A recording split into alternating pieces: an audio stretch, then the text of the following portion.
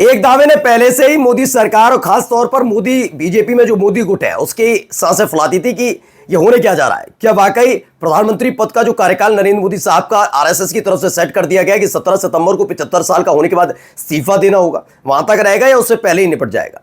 क्योंकि अब चंद्रबाबू नायडू अकेले नहीं है। जी हां, बड़ी खबर आपको बता रहा हूं, चंद्रबाबू नायडू के साथ साथ नीतीश कुमार भी साथ आ गए। और खास बात क्या है, पिछले 48 घंटे सबसे पहले आपके अपने चैनल टाइम्स एक्सप्रेस ने खबर दिखाई थी कि चंद्रबाबू नायडू सीधे राहुल गांधी के संपर्क में, और उसके 2 दिन बीत गए, यानी 48 घंटे बीतने के बाद भी अभी तक टीडीपी की तरफ से सफाई नहीं दी कि ऐसा कोई बात मसला नहीं है। यानी खुलकर वो भी खेल रहे हैं कि ठीक है, ये बात बाहर आज नहीं तो कल आनी थी, कल नहीं तो परसों आनी, तो अब आ गई तो कोई गलत बात नहीं है। दरअसल इसकी शुरुआत कहां से हुई, अब इसका अंत क्या होने जा रहा है, कब होने जा रहा है, तमाम चीजें दिखाऊंगा। क्योंकि 37 सांसदों के बगावत की खबर पहले ही मोदी शाह वाले गुट पर पहुंच चुकी है। वहां कवायद की जा रही कि ऑपरेशन 37 चलाकर इन सांसदों को उनकी ही पार्टी से बगावत कराई जाए। लेकिन ये इतना आसान होने जा रहा है क्योंकि अब तक ये तमाम सांसद समझ चुके हैं कि भारतीय जनता पार्टी इस समय सियासत में जो उठता हुआ शिप था वो अब डूबता हुआ नजर आ रहा है। इसीलिए अब वो भी तौबा तौबा करने लगे। उनकी अपनी पार्टी के सांसद तौबा तौबा कर रहे हैं, तो ऐसे में क्या उनकी सहयोगी पार्टी के सांसद मोदी की कुर्सी बचाने के लिए आगे आएंगे? एक एक चीज दिखाने जा रहा हूं। नीतीश कुमार की तरफ से जो ये कदम उठाया गया है, इसने क्यों बेचैन कर दिया, वो भी आपको दिखाऊंगा। नमस्कार, मैं हूं प्राज्वल गौतम और आप देख रहे हैं टाइम्स एक्सप्रेस।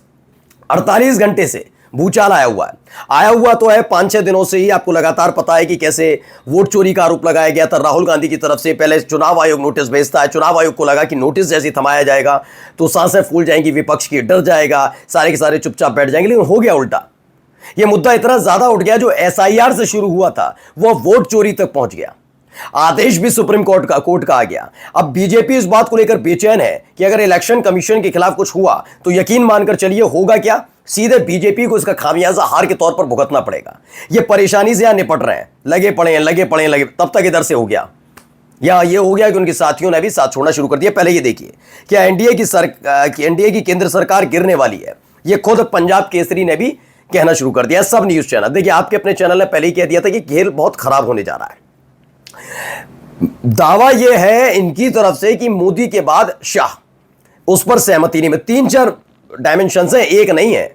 बात यह कि नरेंद्र मोदी की सरकार रहेगी या नहीं रहेगी। उसके बाद यह सवाल है कि अगर रही तो क्या मोदी के बाद शाह बन पाएंगे, वो अलग मसला है।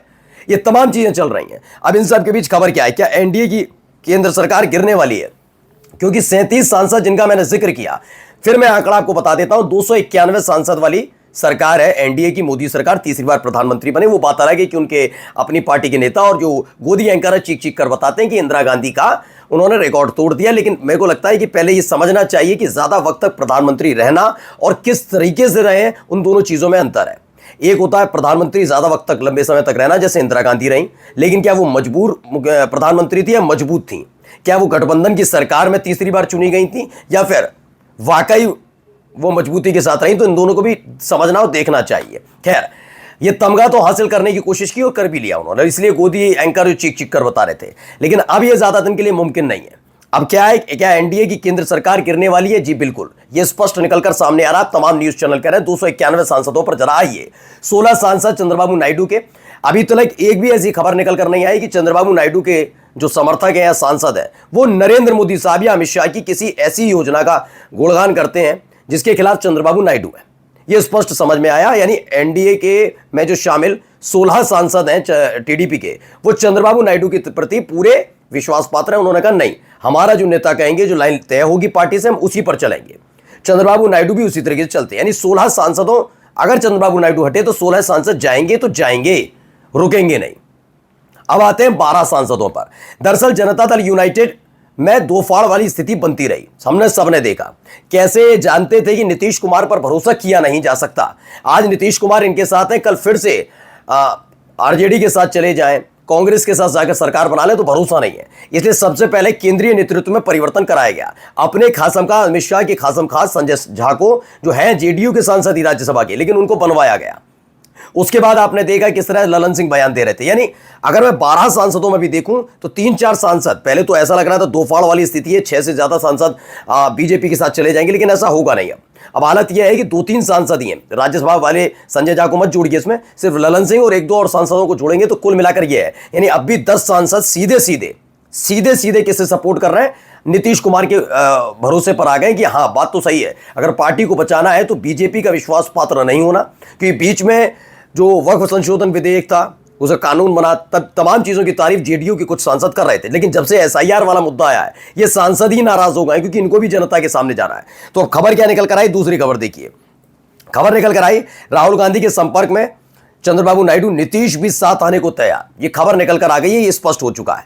यानी अगर अभी मैं 291 सांसदों में से 16 सांसद इनके घटाता हूं तो कुल मिलाकर हो जाते हैं 275 सांसद, यानी 3 सांसद ज्यादा हैं बहुमत में रहने के लिए। और अगर इसमें अभी, क्योंकि मैं 12 सांसदों को लेकर नहीं चल रहा है, स्पष्ट बात है कि सारे सांसद जनता दल यूनाइटेड के साथ नहीं रहेंगे। मौका देकर आ जाए तो बात अलग है, लेकिन ऐसा माना नहीं जा रहा।